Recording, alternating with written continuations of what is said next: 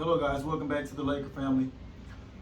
Where the Lakers suffered an embarrassing loss to the lowly Oklahoma City Thunder, 123 to 115. To tell you that I'm embarrassed right now to be a Lakers fan is an understatement. Um, the Lakers just one second they have you up here riding high on the chemistry. It looked like they was growing just last game, just last night versus the Spurs. To now, it's like I don't know what to think. I don't know what to think after this crap that I witnessed tonight. Embarrassing, man. I don't think I've seen a game this embarrassing in a while. I don't think since like right before we got LeBron during after the years Kobe retired, we had some stinkers, some very embarrassing games in there. But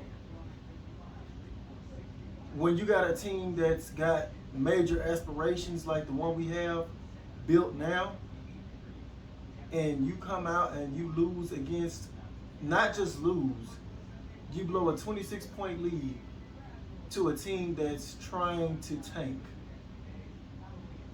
Probably the only team in the league right now trying to tank 4 games into the season. We lost a 26-point lead to that team. Unexplainable.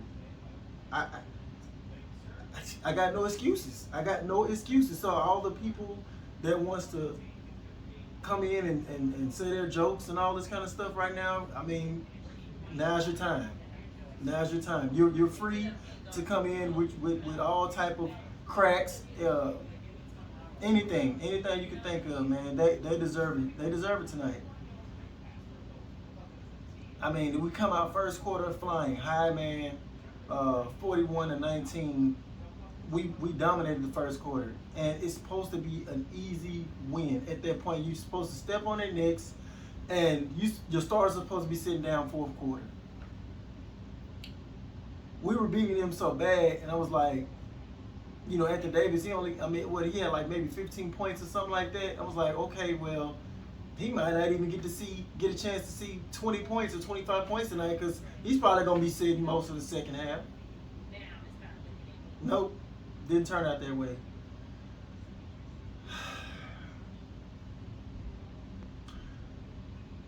The defense is atrocious.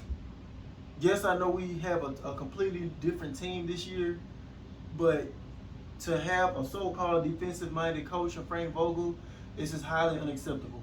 Highly unacceptable. You give up 20 points to the Spurs just last night. A team that's not trying to tank, but they're basically going to be in the lottery by default. They're not that good. They're well coached, and we deserve credit for edging that out against any Greg Popovich coached team. But then we turn around and give up 123 to Oklahoma City, man, the worst team in the league. This defense is atrocious. Matter of fact, everybody was crapping on the Nets last year with their defense. Ours is worse this year. We're on a record-setting pace with this defense. Man, I have no words, man. You would look at Anthony Davis' stat line and say, he's beasted. 30 points, 8 rebounds, 2 assists, a steal, 6 or 7 from the free throw line. But it wasn't in like dominating fashion. Like, to be honest with you, you playing against chumps, against scrubs tonight. Kids that just barely got their diaper changed like a week ago. Man, you're supposed to drop 50 on them. I'm gonna just be honest with you. I know y'all might be saying, well, you're asking too much. No, 50. I needed a 50 piece for Anthony Davis tonight against these babies. Are y'all kidding me? I should have had 50, like 24 rebounds, 5 blocks, some stupid video game number from Anthony Davis tonight. Russell Westbrook probably gets most of the blame tonight after his heroic performance last night. He came back down to earth today. And as far what I mean by coming back down to earth is his turnovers and his selfish play, head down, one tunnel vision, and that's been my critique of him throughout his whole career. Tonight it just reared its ugly head. At times I don't mind it. That's kind of like how Iverson used to play. Like, you wanted Iverson to play his style, and you had to kind of build your team around him in order to get the best out of Iverson, and you had to kind of live with the bad.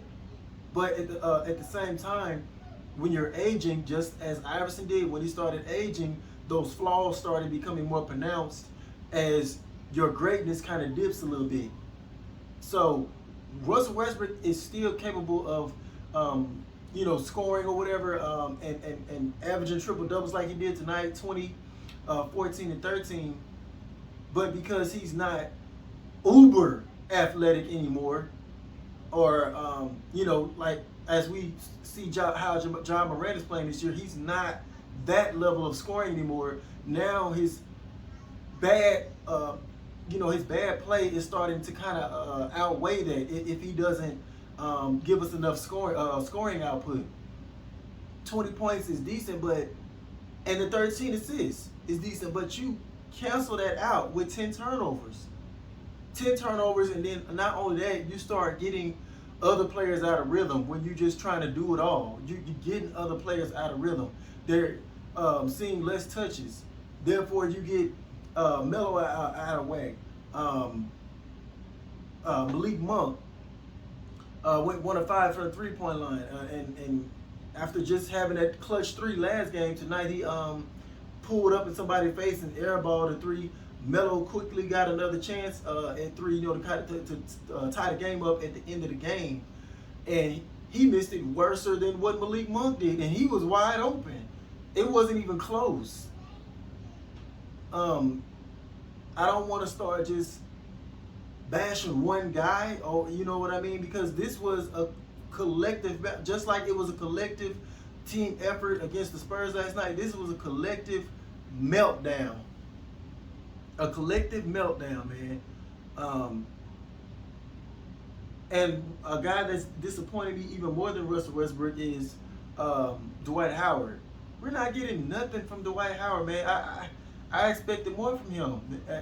Yes, it's still early in the season, but I expect more from Dwight Howard. 4 points, 2 rebounds, no blocks, 5 fouls, and only 14 minutes. 14 minutes of play. That's not gonna cut it. That's not gonna cut it. We're gonna have to start looking for another suitable big man ASAP. I kind of expected DeAndre Jordan's play coming into the season, especially how he looked in the preseason. I was like, okay, he's kind of looking worse than Marc Gasol.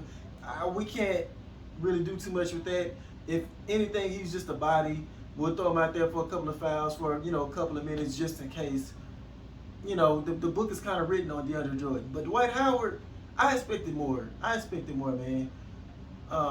They're getting killed on pick and rolls left and right. They can't stay in front of nobody on pick and rolls.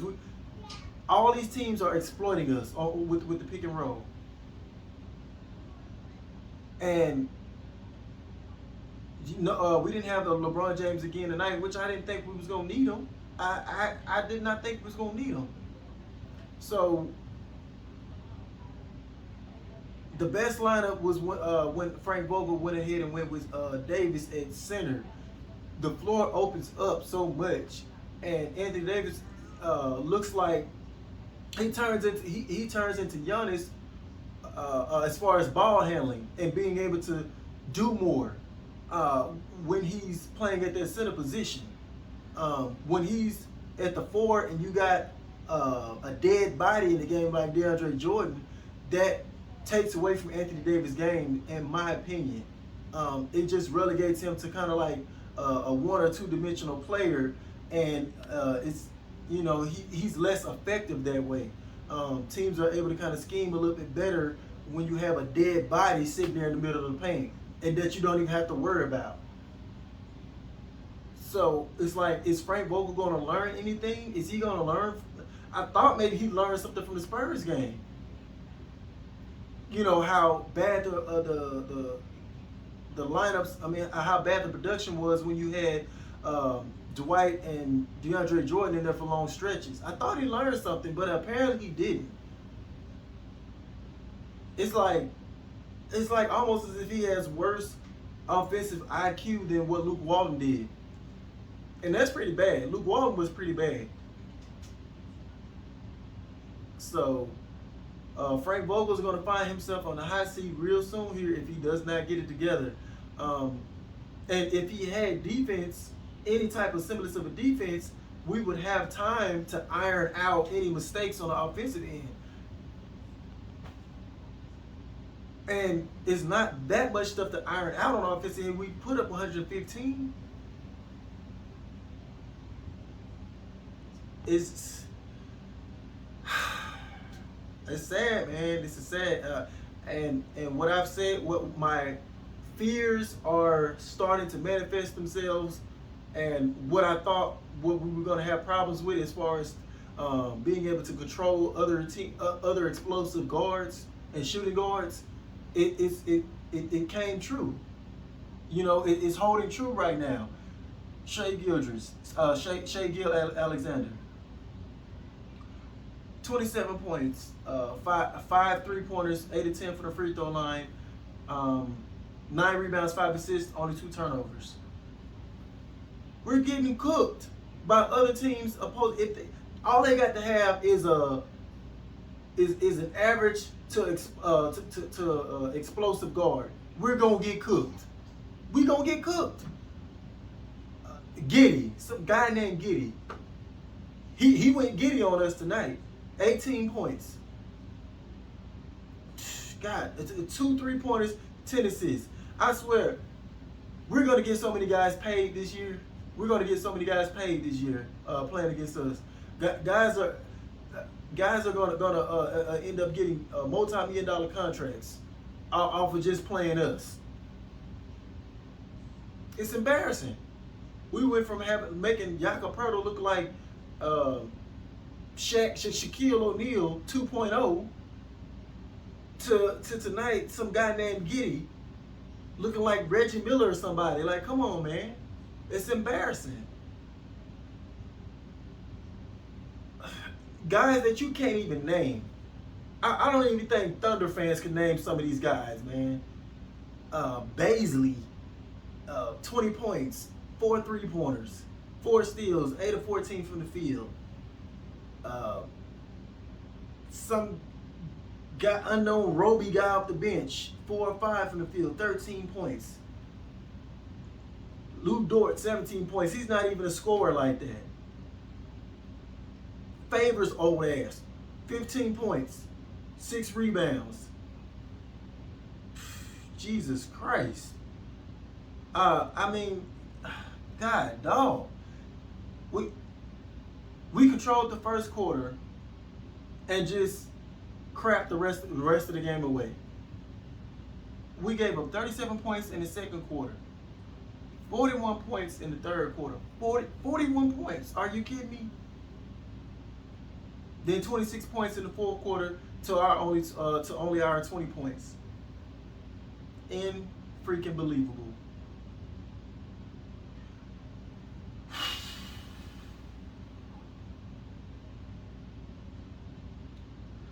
At this rate, we can't low manage. We can't low manage at this rate. It's I don't know what we was thinking. Talking about, oh, we can win games without LeBron because we're always going to have one star on the floor and all this crap. Man, these guys are going to have to go full throttle for us to have a decent spot in the playoffs and not be sitting up somewhere in a play-in again.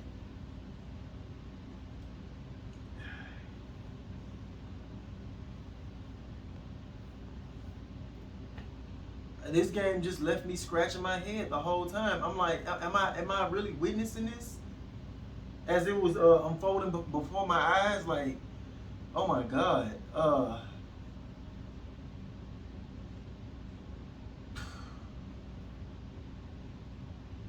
I I'm trying my best not to overreact, man. It's 4 games. It's what, we're 5 games into the season. Uh, we don't have our full squad, but stuff like this is just unacceptable, man. I would have felt better if this was like um, the Bucks or somebody, man. The Jazz, not this, not the Thunder. Just left a bad taste in my mouth, man. I gotta go and end it here, guys, because this was highly disappointing. We're going to hear it tomorrow from ESPN, Undisputed, whoever. We gonna hear it, and everybody's gonna be back on the killing Russell Westbrook bandwagon as well. But we got the good thing about this, man. The only good thing about this is that it's only 5 games into the season, and we have time to work it out. But as of right now, it's not looking too optimistic right now because of the defense alone. I would have been able to live and then kind of swallow everything else if it wasn't this consistent bad play on defense. That's the only thing keeping me from getting overly excited about this team championship chances is the defense.